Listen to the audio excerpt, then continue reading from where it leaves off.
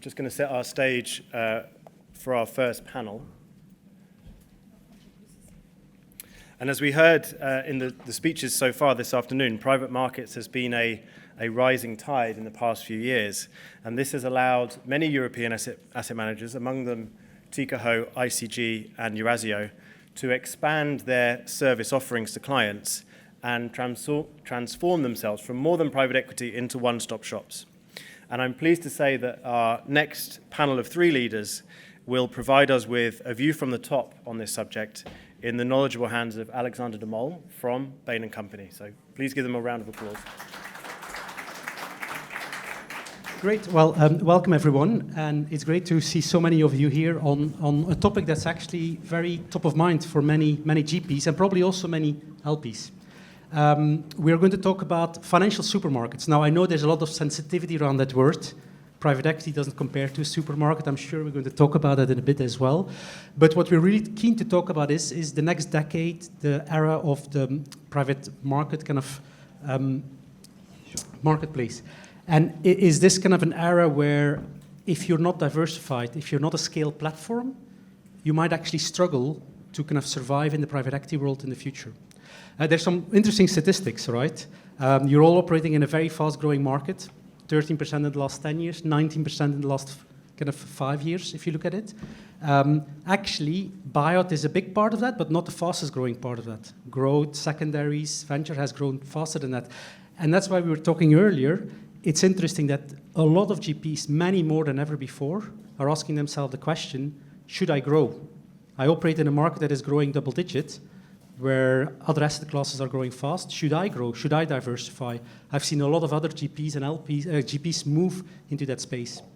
And so we have a great panel here, executives that all manage multi-asset class scale platforms around the world. So Mathieu, Tikehau, manages more than 30 billion. Actually, when we spoke about growth, you said, well, I started with 4 million assets under management 18 years ago, and we're now 30. So billion, to be clear, not million. So we're going to talk about that. Virginie, CEO of Eurazeo, equally more than 30 billion, multi-asset class, debt, credit, private equity, and real assets. And Benoît, who manages ICG, over 70 billion. So maybe starting with the first question for the panel, and Virginie, I want to kind of start with you. Why grow? What is so important? Why is this kind of desire to kind of grow or diversify? And why does it matter for a private equity fund? Thank you, Alexander. Good evening, good afternoon, everyone. Nice to be back in Cannes. Beautiful weather and big attendance. So, listen, I don't think it's about desperately growing. Although the numbers show that like 5% of the GP raise 45% of the money, and then the next 100 GP raise another 25. So you have about 150 GP in the world, which capture 60-70% of the LP, our clients' investment. So of course, size for sure matters, and I don't think any of us on this panel would say the reverse. However, it's not just about growing per se, like absolutely growing. It's about offering to your clients the best platform, the best products, and being very, I like the term relevant, being very relevant in what you do. So you bring differentiation, and that's the only thing that our clients want. They don't like size. Maybe some of them are index-driven in some way, so you're not going to get fired if you're an LP and you're giving your trust to some of the top 5. But then you have to make your own choices, and then you know why you're going with a Eurazeo or another GP, so you make your own decision. But I would say 3 things matters with size, or comes with size. The first one, vis-a-vis our investments, we have more than 500 companies in our group, let's say 300 which are equity finance, 200 which are private debt finance. With size comes expertise and a pool of talent that no one of a smaller size, being a mid-market player in its own rights, managing 10 times less than you are, can pretend, because economically it doesn't fly, can pretend, bring to the table the same level of expertise, being ESG, digital, expertise through sectors. So we tended to see, so maybe 5-6 years ago, we were managing about 5 Fast forward, we're managing about 30, 32. With size, some issues comes with size as well, management of the team and communication and DNA and culture. But with size comes, the firepower and the strength to invest behind expertise across either sectors or verticals that you really like. So I think that's a plus for your portfolio company. Also comes geographical expansion. We used to be only French. That wasn't so long ago. Now we have 12 offices with different sizes, but it's really here to be either close to our customer, our LPs, or close to an ecosystem to allow our company to grow faster, being the US or being China. I think the second reason it really counts is that LP, and I mean, this is like a testimony. For me, we came to managing third-party money sort of late in the game. 2017 is sort of our coming out of going to a management of our own balance sheets to a third-party management. And I remember early 2017, some of the LPs would really deny and object the idea of building a platform. They really didn't like it. So I remember within our own organization, we sort of prevented even using that word. Like, don't go too thin, don't spread too large. LPs didn't like it. And I tend to think that fast forward 2022, it's probably because of results and reputation, but a lot of us have been able to show LPs that it's not because you're growing and you have different investment strategies under the same roof that you can't pretend being relevant in everything that you do, having the best performance, being top, quartile, and really defend your performance, which would not be diluted by size, but quite the reverse. And then finally, because we are in environments like third sort of plus of being larger in scale and diversified, because some gets larger, but like mono product. So I would talk about Eurazeo, which got larger, but through a different type of investment strategies. You mentioned it, private equity, private debt, just to name a few. When the weather gets more complicated to navigate, I'm very glad as CEO of the firm that we have diversified over time, and that I have, I'm able to offer a larger span of investment strategies with different risk profile to our shareholder and our investors, so that, are we totally weatherproof? Time will tell. But at least you have many, feet on which, you can rebound and walk and even run faster. So that really helps in terms of being able to answer your clients' needs with a much larger diversified profile. And then I will end on that note. With size, you can give ample room to being yourself.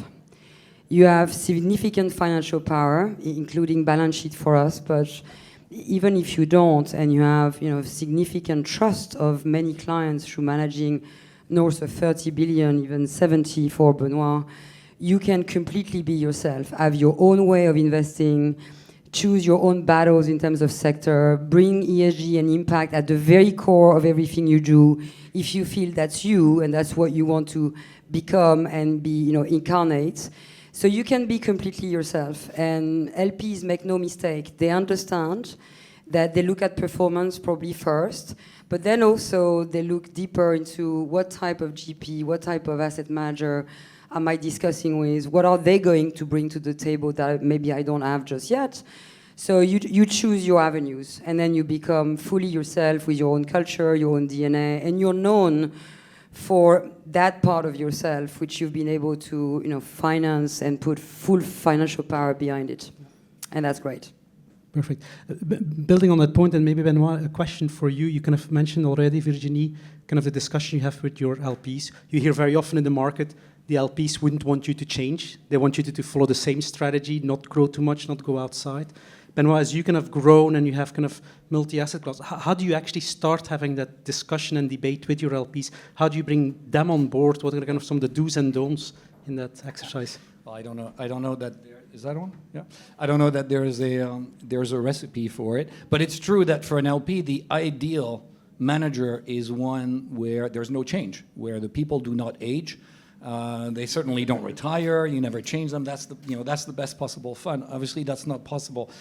And Yes, it's absolutely true that this question about are you moving away too far from your core strategy? Core strategy being the one I'm invested in. If I'm an LP, I don't want to go outside of the strategy I'm invested in. If you're straying too far, how much are you diluting the expertise and so forth? This was a real life topic and top of the agenda for LPs when we started on the transition from being a specialist to being a multi-strategy asset manager. But this is, for us, it's more than 10 years ago. That's no longer a discussion. But to be fair, at the time, not only were the LPs asking that question about whether or not that was a valid strategy, our shareholders were asking that question. And they were all right to ask that question because that transition from single strategy to multi-strat is a difficult one. It could be incredibly disruptive on the business. It's a very different business model. Managing a single fund and managing a family of funds across geography, it's a very different business model, very different management that is required for that. So that transition is not without risk. So I think it's a legitimate question from LPs, and in our case, as you are, we're listed from shareholders. Over time, I think that clearly that goes away. And today, it never features in the discussion. What's actually interesting, which I think is part of the merit of having this diversification and this breadth, is the nature of the discussion with LP shifts. It changes after a while. Once it's pretty clear that you are successful in bringing on new teams, new strategies, and growing them, then the discussion with your LPs, of course, still hits on individual strategies and individual teams, but it goes broader. It goes to, they're also interested in knowing what is our strategic approach for our platform? What are our own priorities? And then you'll engage on what's theirs. What are their priorities in asset allocation? What are they trying to solve for? So you're having a much deeper discussion and relationship with the LPs as you broaden the base. So I don't know that, I'm not sure I'm answering your question. I don't think there's a recipe to explain to LPs how you're broadening in scope, because let's face it, there are a lot of challenges, and not every manager has managed to accomplish it. But there is there's a pot of gold at the end of the rainbow, which is that discussion which initially focuses on risk, moves on very quickly to how can we deepen the relationship. You were using the term relevant earlier, that you're becoming more relevant, you're bigger in many more strategies and in more geographies. You can have a deeper discussion with those investors. Fantastic. Building on both of your points, and Mathieu, maybe a question to you then. There's some perception in the market, this is all about AUM gathering. And this is all about platforms trying to kind of get more assets under management, more fees in, and that's the rule of the game, and that's kind of how you kind of monetize that. How do you balance growing, but also not lose what makes private equity so attractive, which is it's a high-performance asset class that outperforms other asset classes? How do you actually, as you go through that journey, how do you protect that? What do you do to kind of balance that? Yeah, and Benoît and Virginie reminded that the three of us are publicly traded companies. So the question is, it's a fine line because, and we all had very different journeys in our publicly traded history, and very often LPs effectively are challenging you on this point. Are you working for me, the LP, the performance? Are you working for the shareholders of the company, and are you a balance sheet light model where people are effectively only valuing the, not to be too technical, what we call the FREs, so the fees, and effectively the name of the game, the higher the AUM, the bigger the fees, which, by the way, they don't even value, carried interest going into the publicly traded companies.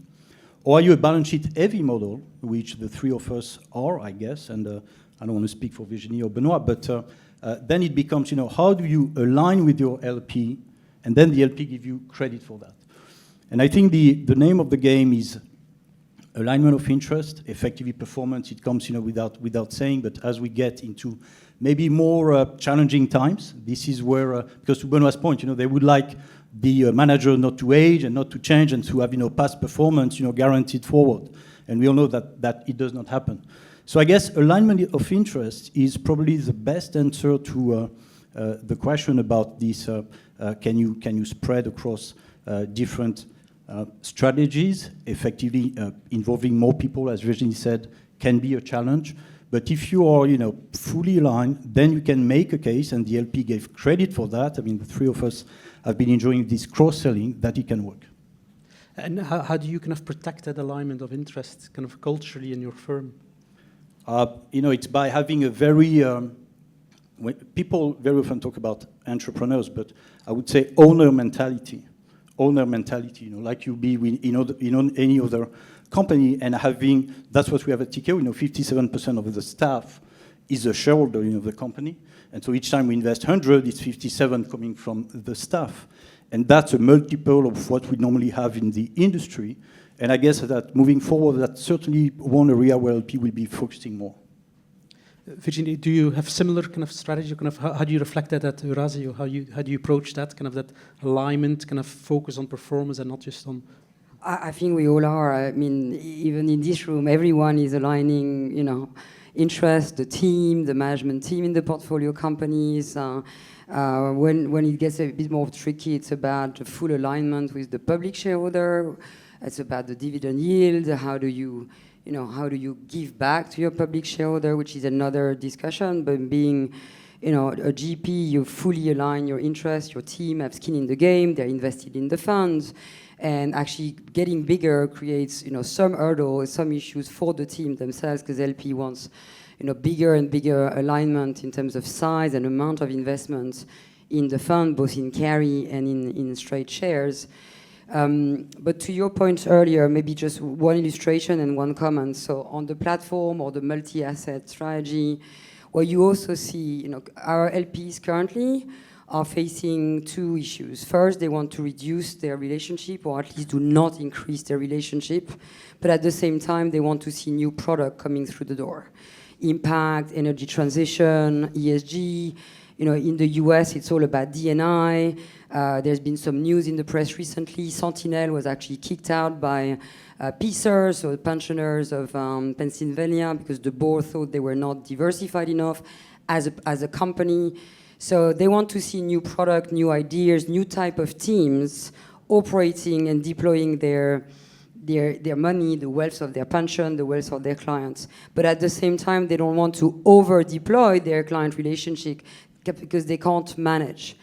And at the same time, there's this famous denominator effect, which is sort of kicking us back, where we've all super overperformed last year. On average, the industry, even in the buyout, and not just because of the tech exposure, has sort of produced for their clients at least a 40 to 45% increase year on year in 2021, while the public market have started going, through heavy correction.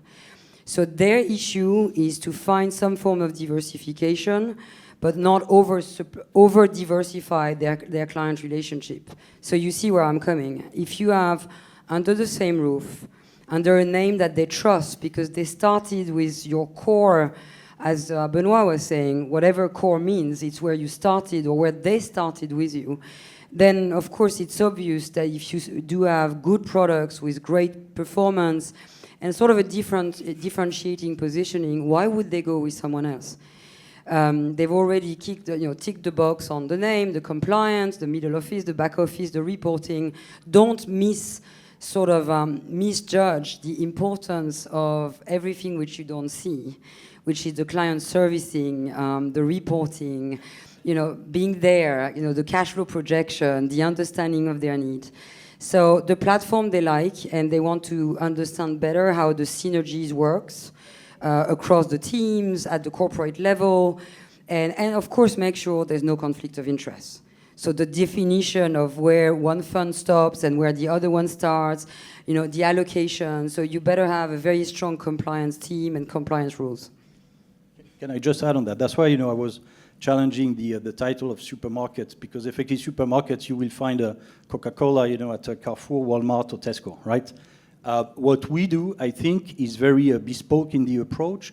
And whilst, supermarkets sell standardized, commoditized consumer good, I think what we're trying to do more and more is a very bespoke approach and product for LPs. And to Virginie's point, effectively, there are some identity, to the managers, depending effectively on the people, on the history. There is an investment style, there is a risk management style, there is, a communication with your LP style. And I think it's a very good news and an opportunity. Obviously, winners, I'm not saying take it all, but we saw that, the largest run faster, even more so, during the slowdown of the past 3 years. But I think it's important to keep that in mind, that LPs are looking for an identity with their managers, and once they're comfortable, effectively they can go cross strategies. Yeah. So it's not a supermarket. It's not a buy 3 funds and pay for 2. In the future. I haven't seen none of us, doing that, but certainly, that's also. I mean, all jokes aside, it enables you to develop a much more intimate relationship with the LP and effectively take a top-down approach across their allocation. And sometimes, yes, on the financial aspect, obviously you're better off when you've got $1 billion with a manager than when you have 10 million. Historically, we've seen this pressure. It's about doing accessible haute couture, not supermarkets. Perfect. Voilà. We have to rebrand the title. Benoît, maybe one question. As we were talking about this, you always kind of a lot of the kind of US originated kind of GPs have gone through this kind of asset gathering or kind of diversifying class. You now see a lot more of the European funds do that. Obviously, 3 great examples here, but you see what EQT does, you see what CVC does. Is this the end of the single asset class manager? Is there no future for them? No, I don't think so, actually, at all.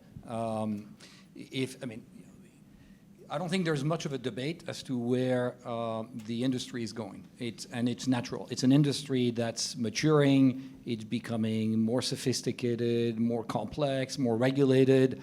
And so it's only natural that you're going to see the emergence of ever larger multi-strategy platforms, and also very likely some form of consolidation.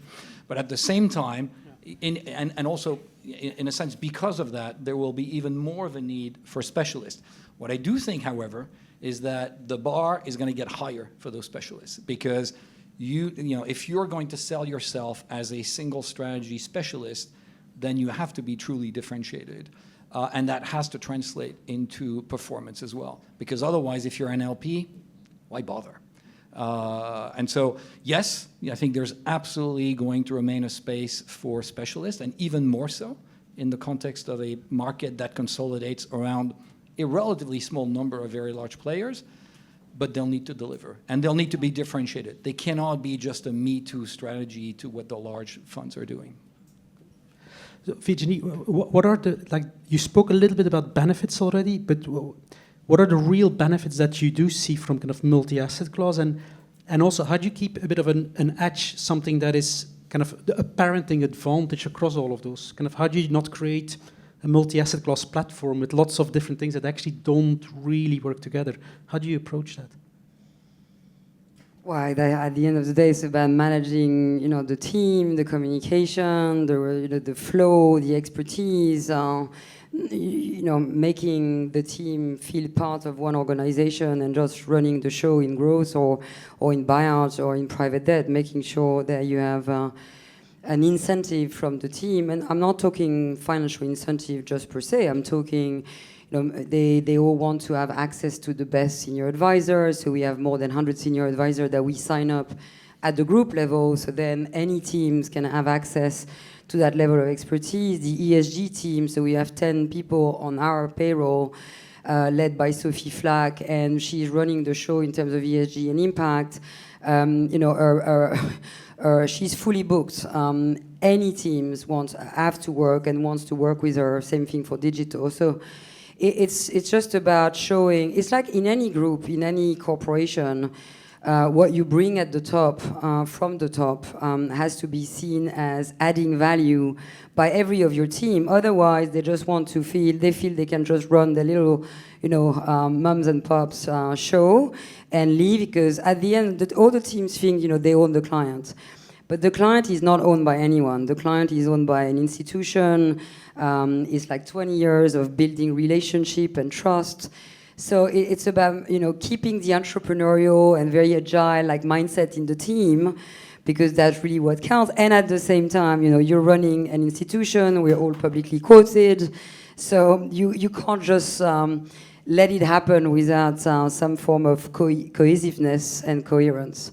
I give you 2 examples of what also the size brings. Some clients gives us, and some of the bigger players in Europe, it's even more the case, but gives us mandates that, and we would then invest that envelope of money across a number of our investment strategies. And that works extremely well with institutions. It's been the case, all over the place in the US and in Europe for the large manager. And it's coming to us, when you manage 30, 70 billion plus, and you are multi-assets, you can blend depending on what the returns they are looking for. And take the example of we call the new frontier. This is happening big time in the US, but it's coming to us in Europe. It's about democratizing access to private equity returns. And we're talking real democratization, not like high net worth individual where you write a check of $1 million. Who can write a check of $1 million and get access to private equity? Not much. But if you can offer products where you access like 10,000 euro, 5,000 euro equity check, you can do that with a large platform of product. That works very well as well. And that, Virginie, is making a great point on the institution. I think that the brand is becoming more and more important, even more so when you get into more retail. It was true for the institutional, as they used to say, you don't get fired for buying IBM. I think more and more our industry is also being driven into this brand aspect, and the platform is critical. The fact that you can offer multiple strategies is very important. And then Virginie making a great point on the retail and the new frontier. I'm sure there'll be many panels around that. There's been a number of initiatives here in Europe and in France in particular to access that. But that will come also with an even increased supervision, because then you're touching retail. So I think that the platform, compliance, legal, all these aspects will be critical, and that it comes back to your initial thesis. You're diversifying your investor base. You can go much more granular. People want to get into a brand, which comes with the investment style, as I was describing. And so, to Benoît's point, it's probably the name of the game for the foreseeable future. And you can, and at the end of the day, you could see how the environment is becoming more complex, and whether it's some form of retail client through whatever intermediaries, I don't think the model is set yet, but in any event, it's more complex with different stakeholders, with different constraints and different goals. And if you don't have a broad enough platform, there's no way you're going to be able to structure the sort of products that they need. You need to have that, the breadth of product, the breadth of platform to be able to structure exactly what works and what is required by a given set of clients. Without it, you won't be in the game. And Benoît, building on something you said earlier, you said consolidation in this market. Do you foresee more consolidation, more M&A, like you've seen in the last couple of years as well? Yeah, in the near future, let's see, because I think people will try to deal with the current uncertainties, but medium, long term for sure. Because again, I think this is just the natural evolution of any industry as it's maturing. You're going through a phase of consolidation. So for sure you will see that happening. You'll see every model. You'll see mergers, you'll see straight out buyouts, you'll see everything happening. But yes, I'm convinced that you will see more of it. There was an acceleration in the past few years. You're also going to see that as, and again, there might be a pause, but I'm sure it'll resume, as more and more managers list themselves, as we are, they have to start thinking a bit differently as well. And that will also push for a further consolidation. Well, there's already two trends which are very much happening. A classic asset manager who see their economics under pressure, willing to deploy and expand into more value add. So, the deals, the buying of Lexington, 17 Capital and the like, Alcentra. There's been a few of those classic asset management, very aggressive into alternative asset management. Then you have like the secondaries. So you sell part of, a minority stake of your firm, so that you avoid going, to the public market for different reasons. Either you're mono asset, which makes your life a bit more complicated, or you're too small, but you need capital to expand, to seed, to attract teams and start new adventure and launch new products. So we've seen that in many different cases. So that industry of providing secondary, not in the sense of, in the sense of the private fund, but minority stake in GPs will grow very fast as well. Just look at, just look at how much large investment banks are investing in the space. That'll give you a hint as to, how much activity they think is going to happen in the next few years. What's there to come? Fantastic. Well, I think we're at the end of our time. This is fantastic. Thank you very much to everyone on the panel. There's quite a